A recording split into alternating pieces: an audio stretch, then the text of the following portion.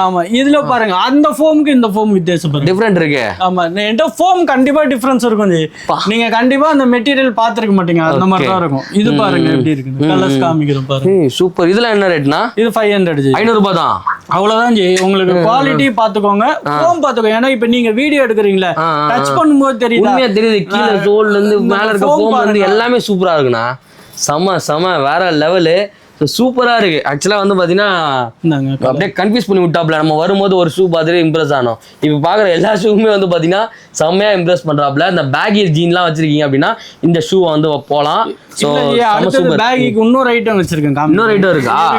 இன்னொரு ஐட்டம் இருக்கு இங்க. இந்த கலர்ல வந்து பாருங்களேன், அந்த கிரீன் கலரு செம்ம ஹைலைட்டா தெரியுது.